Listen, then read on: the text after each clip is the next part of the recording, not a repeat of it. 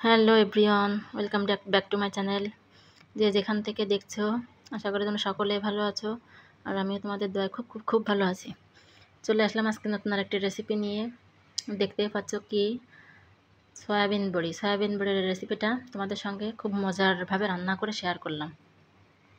তা তোমরা সাথে থেকে প্লিজ দেখো যে সয়াবিন রান্না করার জন্য আমি যে সব উপকরণ গুছিয়ে নিচ্ছি। এই যে নারকেল কুড়াচ্ছে, এই যে নারকেলের দুধ দিয়ে রান্না করবো এটা। আর এই যে সয়াবিন বড়ি, এটা কিন্তু 100 গ্রামের মতো সয়াবিন বড়ি। আর সাথে 2-3টা আলু দিব, ছোটো ছোটো করে পিস করে কেটে নিয়েছি। আর এই যে ঝাল, পেঁয়াজ, রসুন, আদা সবগুলো একসাথে কুটে রেখেছি। এগুলো আমি সুন্দর করে শিলে বেটে নেব। তোমরা সবাই সাথে থাকো, সাথে থেকে এই সয়াবিন রান্নার রেসিপিটা দেখে শিখে বাড়িতে এভাবে রান্না করে খেয়ে দেখবে কত মজা। আসলে অসম্ভব ভালো লাগে এভাবে রান্না করলে।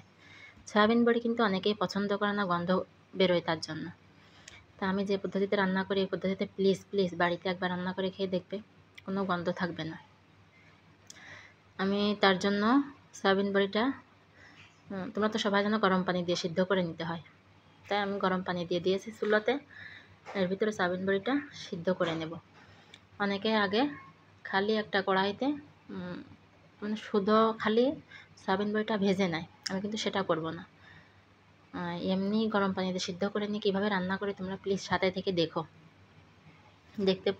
দেখলে বুঝতে পারবে। তা তোমাদের কাছে অনুরোধ রইল, ভিডিওটা যদি ভালো লেগে থাকে তাহলে বেশি বেশি করে লাইক শেয়ার করবে আর কমেন্ট করে জানাবে কেমন লাগলো। আর নতুন যারা তারা চ্যানেলটিকে সাবস্ক্রাইব করে আমার পাশে থাকবে। আসলে তোমরা যদি পাশে না থাকো তা কিছুতেই আমরা কেউ এগোতে পারবো না। আমরা একে অন্যকে সাপোর্ট করবো, একে অন্যের পাশে থাকবো, পাশে থেকে সবাইকে সহযোগিতা করব। আসলে আমাদের এই জেনারেশনে আমরা আমাদের এই জেনারেশনে যে আমরা রান্নার যে ভিডিওগুলো দিই আসলে সহজে ভাইরাল হয় না। আর এগুলো ভাইরাল করতে গেলে ফেস দেখাতে হবে, অনেক কিছুই করতে হবে। নাচের ভিডিও, গানের ভিডিও, কমেডি ভিডিও এসবগুলোই বেশি ভাইরাল হয়। আমাদেরটা কিন্তু ভাইরাল হবেই না, আর হয়ও না। আমাদেরটা কেউ বেশি একটা দেখেও না। কিন্তু কথা বলতে বলতে দেখো সিদ্ধ হয়ে গেছে, কিন্তু তোমরা প্লিজ সাথে থেকে দেখো। এই যে আমি নামিয়ে নিয়েছি, নামিয়ে গরম পানি ফেলে দিয়ে এই যে এমনি ঠান্ডা পানি দিয়ে ধুয়ে সুন্দর করে মুট করে পানি নিংড়িয়ে নিচ্ছি, তাতে গরম যে ভাপার সঙ্গে যে পানিটা, এই যে গন্ধ যেটা বেরোয় সেটা বেরিয়ে যাচ্ছে। এরমভাবে তোমরাও সুন্দর করে ধুয়ে নেবে। নিংড়ে ধুয়ে নিচ্ছি। তাই কি বলতেছিলাম, যে আমাদের ভিডিও ভাইরাল হয় না, তাই আমরা একে অন্যের ভিডিও দেখে সাপোর্ট করে একে অন্যকে পাশে দাঁড়ানোর চেষ্টা করবে, একে অন্যের পাশে। আমরা সবাই আসলে 4000 ঘন্টা ওয়াচ টাইম পূরণ করে 1 বছরের ভিতরে অনেক কিন্তু চাপের হয়ে যায়, কারণ ভিডিও ভাইরাল না হলে এগুলো করা অনেক অনেক অনেক অসম্ভব। তাই তোমরা যদি প্লিজ সাপোর্ট না করো তাহলে আমরা কেউ এগোতে পারবো না। সবাই সবার পাশে থাকবো, সবাই সবাইকে এগোতে সাহায্য করব।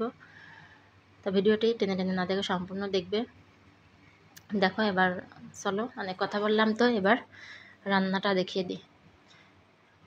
চুলাতে কড়াইটা নিয়ে নিলাম, এবার কড়াইতে তেল দিয়ে দিলাম পরিমাণ মতো।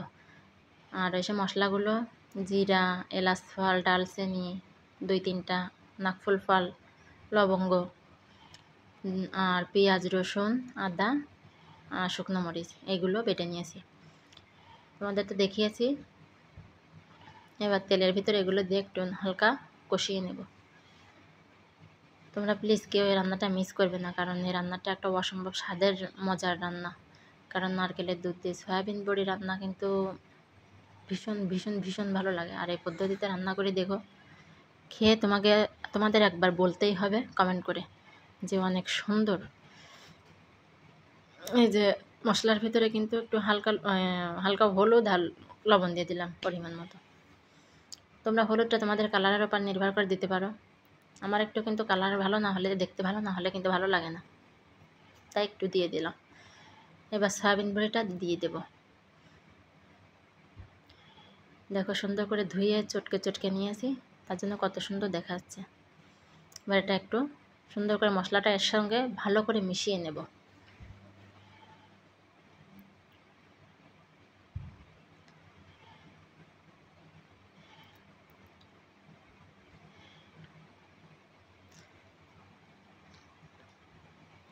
এই যে ভালো করে কিন্তু মেশানো হয়ে গেছে প্রায় আমার। দেখো কত সুন্দর দেখাচ্ছে কালারটা।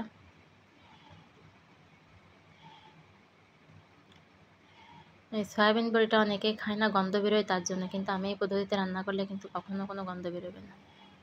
এই যে সেই নারকেল কুড়াচ্ছিল, সেই নারকেলের দুধ গালিয়ে রেখেছিলাম আমি, এই দুধটুকু দিয়ে দিলাম। এবার দিয়ে একটু নাড়িয়ে চাড়িয়ে জাল দিতে থাকবো।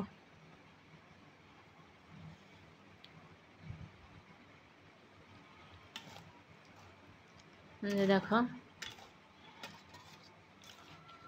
কত সুন্দর ফুলে ফুলে গেছে। এবার আমি সে কেটে রাখা ছোটো ছোটো করে পিস করে আলুগুলো একই সঙ্গে দিয়ে কষিয়ে নেব।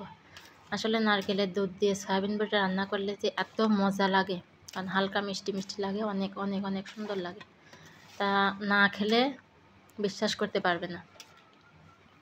তা তোমাদের কাছে প্লিজ অনুরোধ রইল, ভিডিওটি টেনে টেনে দেখবে না, সম্পূর্ণ দেখবে, সাথে থাকবে, আমাকে সাপোর্ট করবে, আর বেশি বেশি করে শেয়ার করে দিবে।